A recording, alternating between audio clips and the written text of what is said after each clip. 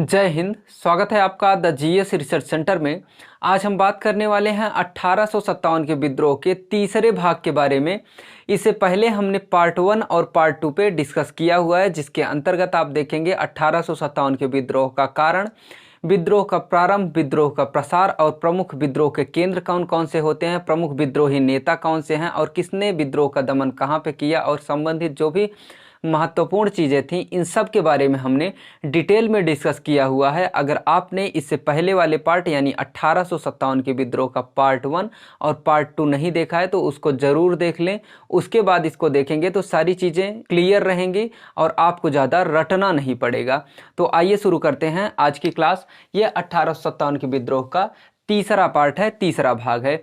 इस पार्ट में हम देखेंगे इस विद्रोह की प्रकृति क्या थी और इस 1857 के विद्रोह का परिणाम क्या होता है, रिजल्ट क्या आता है।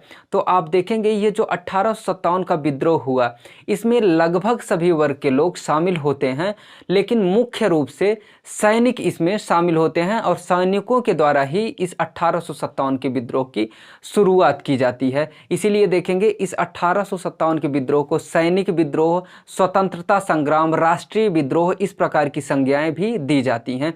तो ध्यान रखेंगे अंग्रेजों की 3 प्रेसिडेंसियां थीं, बंगाल प्रेसिडेंसी, बम्बई प्रेसिडेंसी और मद्रास प्रेसिडेंसी। ये आपकी बंगाल प्रेसिडेंसी थी और यहाँ पे क्या था, मद्रास प्रेसिडेंसी, और इस तरफ क्या थी, मुंबई प्रेसिडेंसी यानी बम्बई। ठीक, बम्बई। इन तीनों प्रेसिडेंसियों में ये जो बंगाल प्रेसिडेंसी थी, मात्र इसी प्रेसिडेंसी के सैनिक 1857 के विद्रोह में शामिल हुए थे। क्यों इस बंगाल प्रेसिडेंसी के ही सैनिक 1857 के विद्रोह में शामिल हुए थे?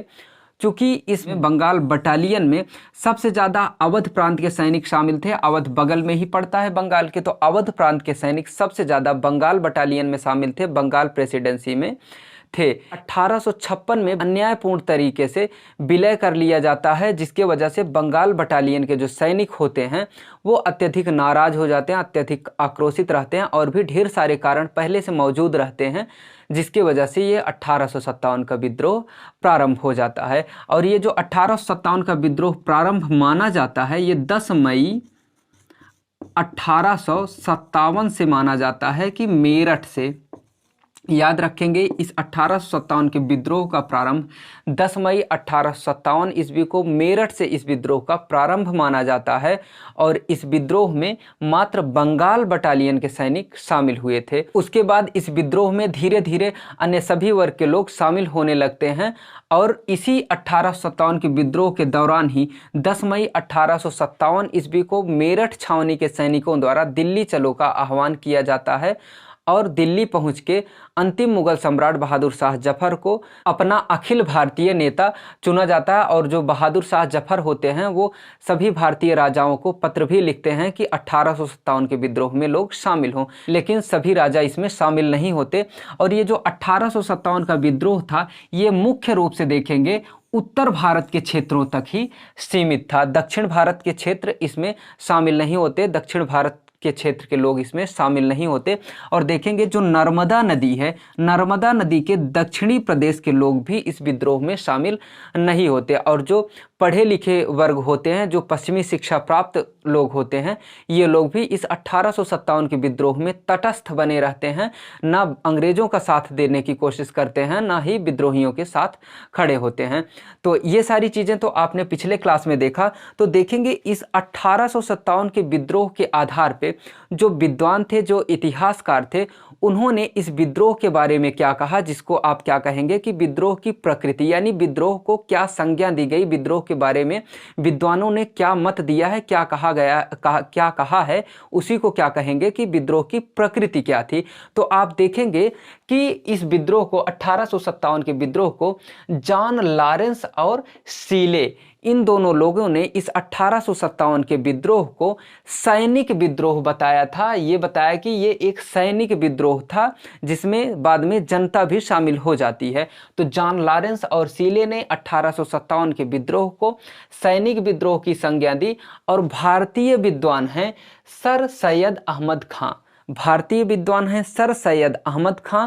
इन्होंने भी इस विद्रोह को सैनिक विद्रोह की संज्ञा दी। देखिए, ये जो सर सैयद अहमद खां हैं ये भारतीय विद्वान थे, जबकि जॉन लॉरेंस और सीले ये भारतीय नहीं थे। ठीक, तो यहाँ पे ध्यान रखेंगे, कभी कभी प्रश्न पूछा जाता है कि कौन से भारतीय विद्वान थे जिन्होंने 1857 के विद्रोह को सैनिक विद्रोह कहा है।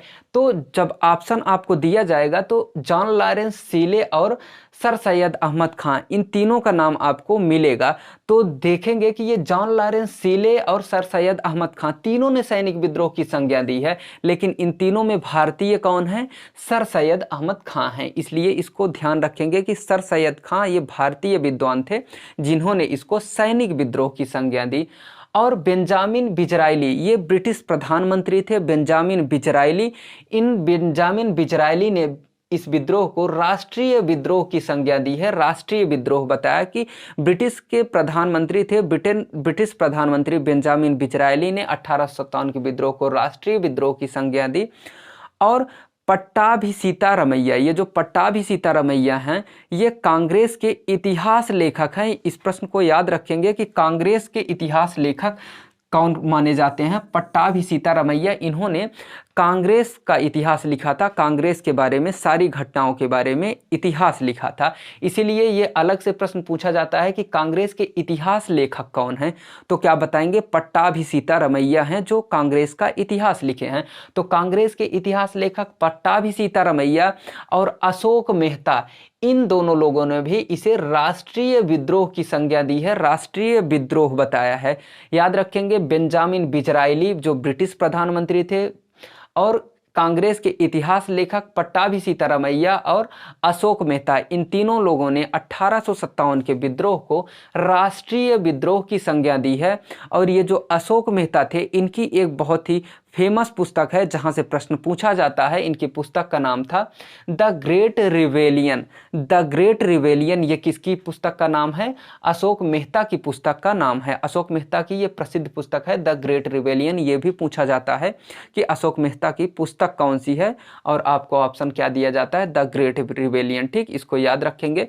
और इतिहासकार ईश्वरी प्रसाद और शशि भूषण चौधरी, याद रखेंगे, इतिहासकार ईश्वरी प्रसाद और शशि भूषण चौधरी ने इस 1857 के विद्रोह को स्वतंत्रता संघर्ष बताया है, स्वतंत्रता का संघर्ष बताया है ईश्वरी प्रसाद और शशि भूषण चौधरी ने। देखिए, जो प्रश्न पूछा जाता है वो दिया जाता है कि स्वतंत्रता संघर्ष की संज्ञा किसने दी, और आपको पहला दे दिया जाएगा ईश्वरी प्रसाद, दूसरा दे दिया जाएगा शशि भूषण चौधरी, और जॉन लॉरेंस, सीले, ऐसे करके दे देगा। उसके बाद नीचे कोड दे देगा 1 2 1 2 3 1 2 4, ऐसे करके ऑप्शन दे देता है। तो यहाँ पे याद रखेंगे किसने किसने स्वतंत्रता संघर्ष बताया है? ईश्वरी प्रसाद और शशि भूषण चौधरी ने। और सुरेंद्र नाथ सेन, इनको मोस्ट इंपॉर्टेंट कर लीजिएगा, सुरेंद्र नाथ सेन।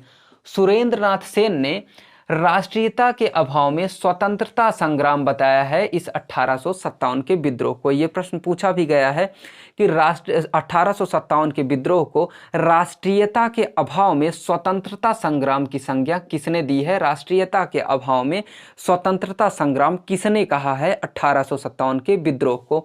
तो क्या बताएंगे? सुरेंद्र नाथ सेन ने 1857 के विद्रोह को राष्ट्रीयता के अभाव में स्वतंत्रता संग्राम की संज्ञा दी है। और ये सुरेंद्र नाथ सेन जो थे, ये 1857 के विद्रोह के एकमात्र सरकारी इतिहासकार थे। याद रखेंगे, सरकारी इतिहासकार। 1857 के विद्रोह के एकमात्र सरकारी इतिहासकार सुरेंद्र नाथ सेन हैं। और 1857 के विद्रोह के दौरान एकमात्र क्रांतिकारी अखबार कौन सा था? आजाद ए पयामी। आजाद ए पयामी। इसको मैंने पिछली क्लास में बताया था कि 1857 के विद्रोह के दौरान एकमात्र क्रांतिकारी अखबार कौन सा था? आज़ाद ए पयामी था। और इस आज़ाद ए पयामी के जो लेखक थे, जो संपादक थे, उन्हें मियाँ बेदार बख्त के नाम से जाना जाता है। मियाँ बेदार बख्त।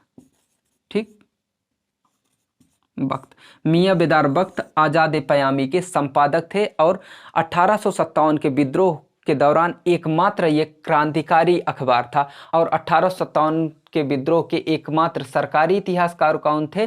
सुरेंद्रनाथ सेन। इसको मोस्ट इंपॉर्टेंट करिएगा, ये जरूर पूछा जाता है, ठीक। और वीर सावरकर जो थे, वीर सावरकर, इन्हीं को विनायक दामोदर सावरकर भी कहा जाता है। वीर सावरकर यानी विनायक दामोदर सावरकर भी इनका नाम है। तो वीर सावरकर ने इस 1857 के विद्रोह को प्रथम स्वतंत्रता संग्राम बताया है। 1857 के विद्रोह को प्रथम स्वतंत्रता संग्राम किसने बताया? तो विनायक दामोदर सावरकर कहें या वीर सावरकर बताएंगे कि इन्होंने प्रथम स्वतंत्रता संग्राम की संज्ञा दी है। और वीर सावरकर की एक प्रसिद्ध पुस्तक है जिसका प्रकाशन 1907 में किया गया, war of Indian independence. War of Indian independence के लेखक विनायक दामोदर सावरकर यानी वीर सावरकर हैं। इसको भी याद रखेंगे, इनकी पुस्तक का नाम पूछा जाता है, बार बार पूछा जाता है कि वॉर ऑफ इंडियन इंडिपेंडेंस किसकी पुस्तक है, किसके द्वारा लिखी गई? तो क्या बताएंगे? वीर सावरकर या विनायक दामोदर सावरकर की पुस्तक है। और आरसी मजूमदार ने इस 1857 के विद्रोह को तथाकथित प्रथम राष्ट्रीय स्वतंत्रता संग्राम, ना तो प्रथम, ना अलग ही राष्ट्रीय और ना ही स्वतंत्रता का संग्राम था। ये किसने कहा? आरसी मजूमदार ने। फिर से याद रखेंगे, ये बहुत बड़ा कथन इन्होंने कहा हुआ था। 1857 के विद्रोह को आरसी मजूमदार ने क्या कहा? तथाकथित प्रथम राष्ट्रीय स्वतंत्रता संग्राम ना तो प्रथम, ना अलग ही राष्ट्रीय और ना ही स्वतंत्रता का संग्राम था। यह आरसी मजूमदार का कथन है 1857 के विद्रोह के बारे में। उसके बाद देखेंगे LER रिज। LER रिज ने इस विद्रोह को ईसाइयों के विरुद्ध एक धर्म युद्ध बताया है। इसको भी ध्यान रखेंगे, ईसाइयों के विरुद्ध एक धर्म युद्ध की संज्ञा किसने दी? 1857 के विद्रोह को। तो LER रिज ने ईसाइयों के विरुद्ध एक धर्म युद्ध बताया। और जेम्स आउटरम और विलियम टेलर के अनुसार हिंदुओं के कष्टों से लाभ उठाने वाले मुसलमानों का एक षड्यंत्र था 1857 का विद्रोह। 1857 के विद्रोह को हिंदुओं के कष्टों से लाभ उठाने वाले मुसलमानों का षड्यंत्र किसने बताया है? तो क्या बताएंगे? जेम्स आउटरम और विलियम टेलर। जेम्स आउटरम और विलियम टेलर दो ऐसे इतिहासकार हैं, दो ऐसे लेखक हैं जिन्होंने 1857 के विद्रोह को हिंदुओं के कष्टों से लाभ उठाने वाले मुसलमानों का षड्यंत्र बताया है। जबकि TR होम्स ने इस 1857 के विद्रोह को सभ्यता और बर्बरता के मध्य संघर्ष बताया है। याद रखेंगे, इसने बहुत बड़ी बात कही है कि TR होम्स ने क्या कहा है? सभ्यता एवं बर्बरता के मध्य संघर्ष। यहाँ पे बर्बर देखेंगे, ये जो बर्बर की बात कही गई है ये भारतीयों के लिए प्रयोग किया गया है। भारतीयों को क्या बताया गया है कि भारतीय बर्बर थे, और सभ्य किसको बताया गया है? ब्रिटिशों को सभ्य बताया गया है। यानी सभ्य लोगों में और बर्बर लोगों के बीच ये एक संघर्ष था। ये किसने कहा? TR होम्स ने कहा। ये भी पश्चिमी लेखक हैं, पश्चिमी इतिहासकार हैं। इसने क्या कहा? सभ्यता और बर्बरता के मध्य ये संघर्ष था 1857 का विद्रोह। इसके बाद देखेंगे, ये तो विद्रोह की प्रकृति थी कि किसने, किस इतिहासकार ने, किस लेखक ने, किस विद्वान ने इस 1857 के विद्रोह के बारे में क्या कहा, क्या उन्होंने निष्कर्ष निकाला, उसकी प्रकृति क्या थी, इसको बताया। लेकिन देखेंगे, ये जो 1857 का विद्रोह होता है, इस विद्रोह के बाद ब्रिटिश गवर्नमेंट को ये समझ में आ जाता है कि भारतीयों के साथ अगर रहना है, व्यापार करना है, भारत में रहना है, तो उनको अपनी नीति बदलनी पड़ेगी। यानी 1857 के विद्रोह के परिणाम स्वरूप ब्रिटिश गवर्नमेंट अपनी नीति बदलने के लिए मजबूर हो जाती है। ब्रिटिशों को अपनी नीति बदलनी पड़ती है, और उनको ये भी समझ में आ जाता है कि भारतीय अपने धर्म और समाज में हस्तक्षेप बिल्कुल भी बर्दाश्त नहीं करेंगे। भारतीय धार्मिक मामलों में बहुत ही संवेदनशील हैं, उनके धार्मिक भावनाओं को ठेस नहीं पहुंचाई जा सकती। इसीलिए आप देखेंगे कि 1857 के विद्रोह के परिणाम स्वरूप 1858 ईस्वी में नया भारत सरकार अधिनियम लाया जाता है। 1858 का भारत सरकार अधिनियम लाया जाता है, जिसमें ब्रिटिश गवर्नमेंट अपनी नीतियां बदल देती है, जिसमें नए नए प्राविधान करता है अपनी नीतियों को बदल के, जिसके बारे में हम देखते हैं। आप इसका स्क्रीनशॉट लेना चाहें तो स्क्रीनशॉट ले लें। फिर 1858 के भारत सरकार अधिनियम के बारे में देखते हैं। आइए देखते हैं इस 1857 के विद्रोह के परिणाम स्वरूप लाए गए 1858 के भारत सरकार अधिनियम में क्या क्या नए प्राविधान किए जाते हैं, क्या नई व्यवस्था की जाती है जो 1857 के विद्रोह का परिणाम माना जाता है।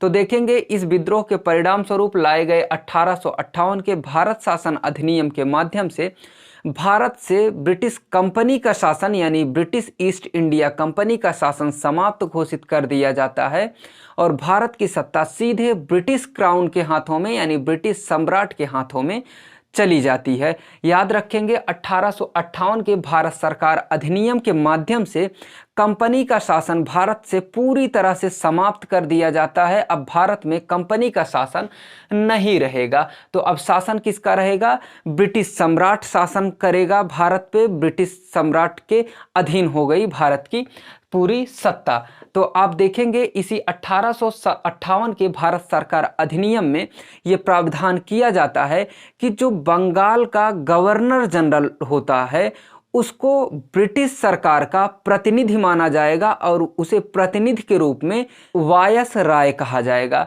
याद रखेंगे भारत में ब्रिटिश सम्राट के प्रतिनिधि के रूप में गवर्नर जनरल को ही वायसराय कहा जाएगा। ये 1858 के भारत सरकार अधिनियम में कहा गया। इसके पहले क्या था? गवर्नर जनरल तीनों प्रेसिडेंसियों का मालिक होता था। उसे तीनों प्रेसिडेंसियों के लिए लिखित कानून बनाने का अधिकार दे दिया गया था और शेष जो दो प्रेसिडेंसियां थी, बम्बई और मद्रास प्रेसिडेंसी, ये बंगाल प्रेसिडेंसी के गवर्नर जनरल की अनुमति के बगैर कोई संधि समझौता नहीं कर सकते थे, कोई प्रावधान नया नहीं कर सकते थे। लेकिन इस 1858 के भारत सरकार अधिनियम के माध्यम से इसी बंगाल के गवर्नर जनरल को ही वायसराय कहा जाने लगा। और ये वायसराय कब कहा जाता?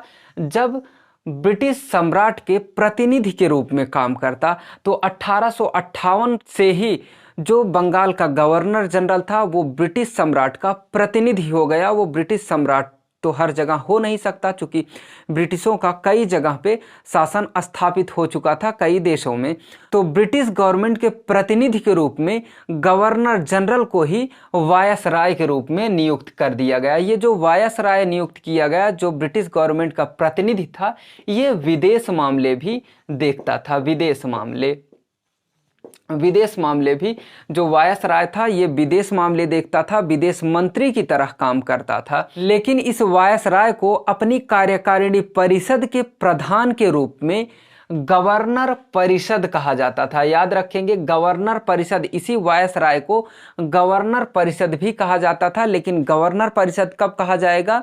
जब वो अपने कार्यकारिणी के प्रधान के रूप में काम करेगा। आपको हमने चार्टर एक्ट पढ़ाते समय ये बताया था कि जो गवर्नर जनरल होता था उसके लिए एक 4 सदस्यीय कार्यकारिणी परिषद का गठन किया गया था। यानी जो गवर्नर जनरल था वो अपनी कार्यकारिणी परिषद के माध्यम से सभी निर्णय लेता था।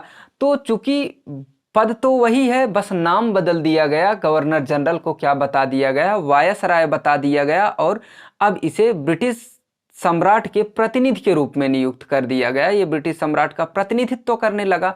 तो जिस समय ये प्रतिनिधित्व करता ब्रिटिश सम्राट का, ब्रिटिश गवर्नमेंट का प्रतिनिधित्व करता, उस समय ये विदेश मंत्री की तरह होता था। ये विदेश मामले देखता था और इसे क्या कहा जाता था? वायसराय, प्रतिनिधि के रूप में। लेकिन जब ये अपने कार्यकारिणी परिषद के प्रधान के रूप में कार्य करता, जो 4 सदस्यीय कार्यकारिणी परिषद थी उसके प्रधान के रूप में जब कार्य करता ये वायसराय, तो उस समय इसको गवर्नर परिषद कहा जाता। गवर्नर परिषद। तो याद रखेंगे चाहे गवर्नर परिषद कहें चाहे वायसराय, व्यक्ति वही होगा। और गवर्नर जनरल ब्रिटिश सम्राट के प्रतिनिधि यानी वायसराय के रूप में विदेश मामले देखता था। ये हमने आपको बताया। और भारत का प्रथम वायसराय इसीलिए देखेंगे लॉर्ड कैनिंग हुआ। चूंकि लॉर्ड कैनिंग जो था, जब 1857 का विद्रोह होता है उस समय भारत का जो गवर्नर जनरल रहता है वो कौन रहता है? लॉर्ड कैनिंग रहता है।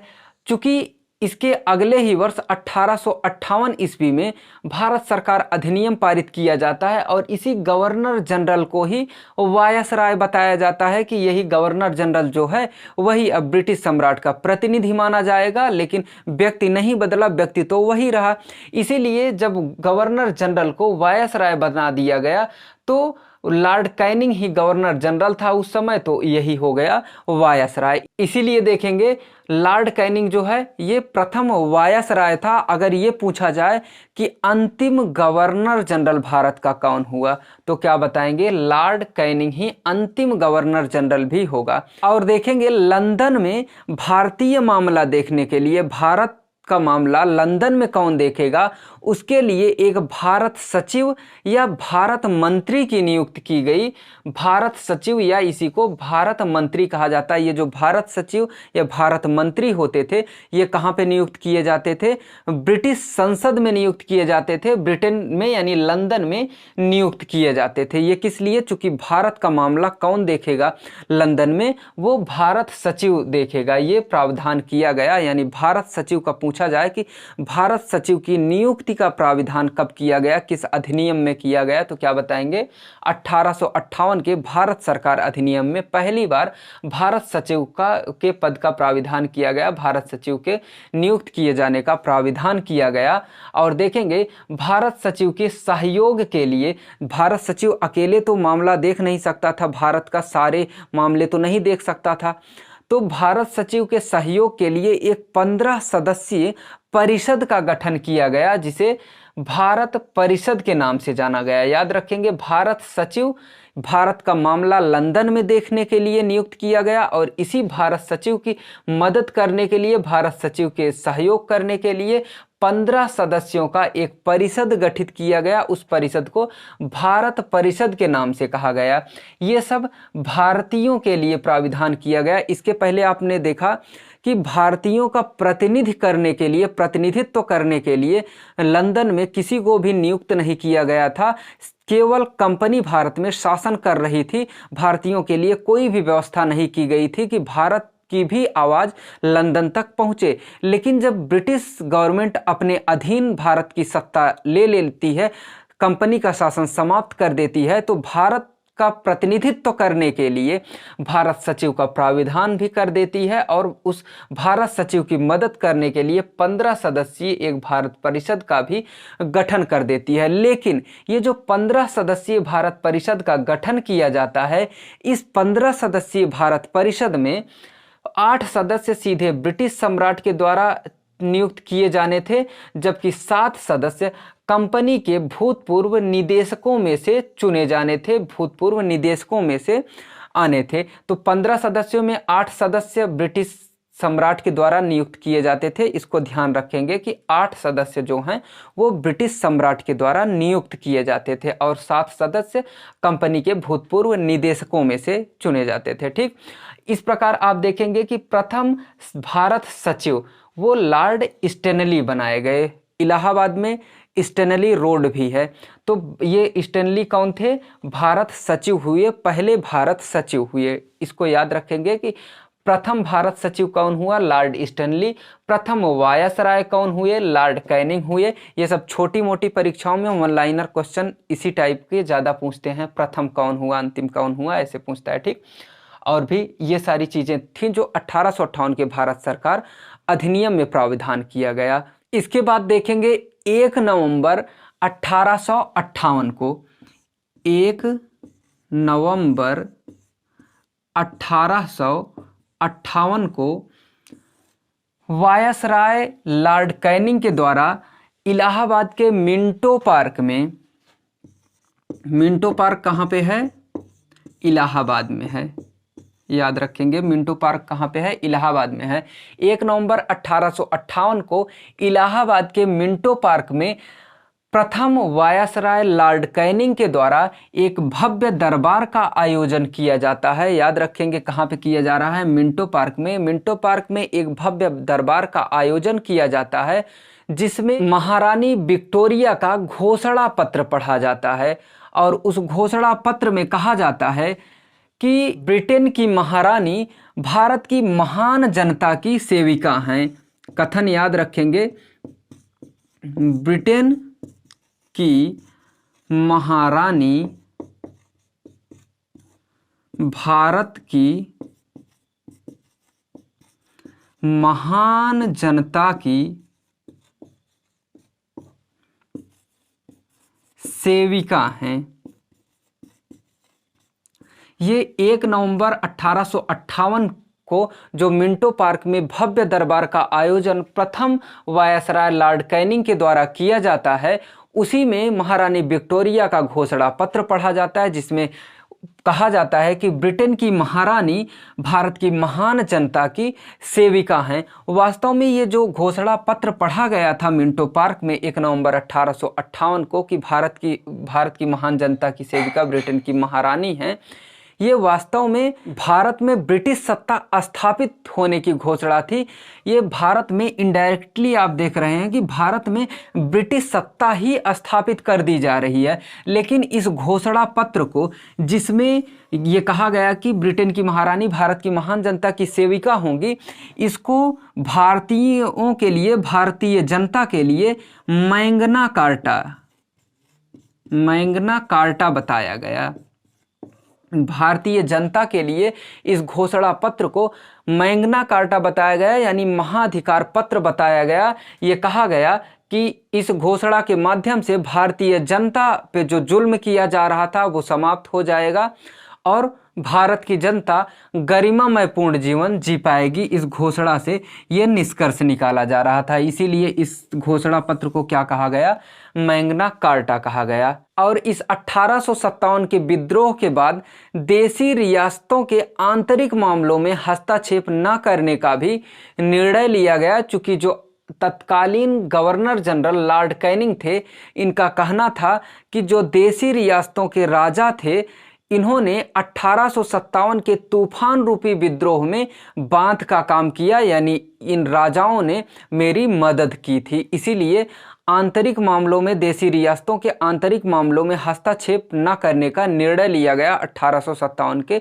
विद्रोह के बाद। और इस विद्रोह के लिए, इस 1857 के विद्रोह के लिए सेना को जिम्मेदार ठहराया गया। ये बताया गया कि जनता का इसमें कोई दोष नहीं था, सारा दोष किसका था, सेना का दोष था। ये सेना को जिम्मेदार पूरी तरह से ठहरा दिया गया इस 1857 के विद्रोह के लिए। इसीलिए देखेंगे कि 1857 के विद्रोह के बाद यूरोपीय सैनिकों की संख्या बढ़ा दी जाती है भारत में, और भारतीय सैनिकों की संख्या को घटा दिया जाता है। आप देखेंगे विद्रोह से पहले जो यूरोपीय सैनिकों की संख्या थी, यूरोपीय सैनिकों की जो संख्या थी वो 40,000 थी, 40,000, जबकि भारतीय सैनिकों की संख्या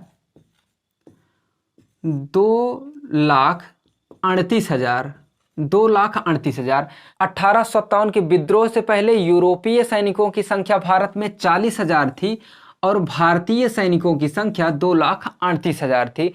लेकिन इस विद्रोह के बाद यूरोपीय सैनिकों की संख्या बढ़ा के 65,000 कर दी जाती है और भारतीय सैनिकों की संख्या घटा के 1,40,000 कर दी जाती है। याद रखेंगे कि विद्रोह से पहले यूरोपियों की संख्या भारत में कितनी थी, यूरोपीय सैनिकों की संख्या 40,000 थी, लेकिन विद्रोह के बाद 65,000 कर दी गई। जबकि विद्रोह से पहले भारतीय सैनिकों की संख्या भारत में 2,38,000 थी और विद्रोह के बाद इस संख्या को घटा के 1,40,000 कर दिया गया।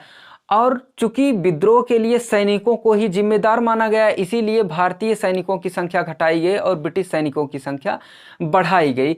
और आप देखेंगे इस 1857 के विद्रोह से पहले यूरोपीय सैनिकों और भारतीय सैनिकों के बीच जो अनुपात था वो 1:5 का अनुपात था। यानी एक यूरोपीय सैनिक जहां पे नियुक्त किया जाता था वहां पे 5 भारतीय सैनिक नियुक्त किए जाते थे, वहां पे 5 भारतीय सैनिक हुआ करते थे।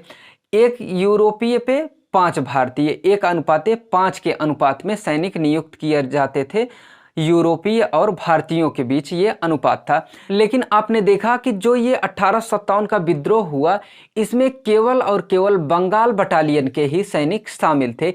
इसीलिए देखेंगे कि इस 1857 के विद्रोह के बाद बंगाल में यूरोपीय और भारतीय सैनिकों के बीच जो अनुपात किया गया वो 1:2 के अनुपात में सैनिकों को नियुक्त किया गया।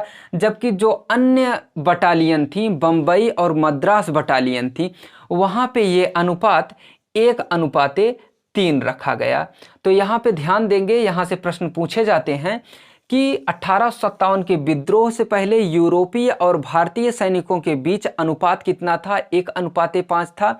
1857 के विद्रोह के बाद बंगाल बटालियन में यूरोपीय और भारतीय सैनिकों के बीच अनुपात कितना रखा गया? 1:2 कर दिया गया। जबकि जो अन्य 2 प्रेसिडेंसियां बंबई और मद्रास थीं, वहां पे इस अनुपात को 1:3 रखा गया। यानी जहां पे 1 यूरोपीय सैनिक होगा वहां पे 3 भारतीय सैनिक होंगे।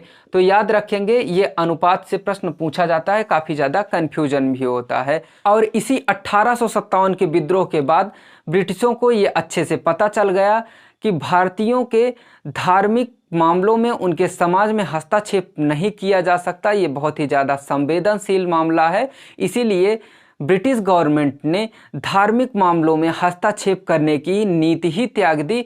भारतीयों के धार्मिक मामलों में हस्तक्षेप करना पूर्णतया वर्जित कर दिया गया, पूरी तरह से बंद कर दिया गया भारतीयों के धार्मिक मामलों में हस्तक्षेप करना इसी 1857 के विद्रोह के बाद।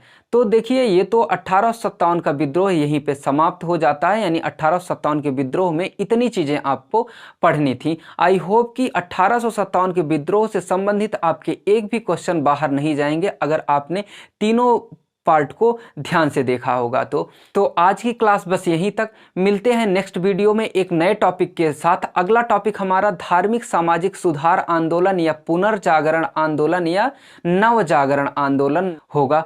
तो अगले वीडियो में हम धार्मिक सामाजिक सुधार आंदोलन के बारे में बात करेंगे, यानी एक वो नया टॉपिक होगा। तो अगर आपको वीडियो पसंद आए तो वीडियो को लाइक करें, चैनल को सब्सक्राइब करना ना भूलें। Thank you.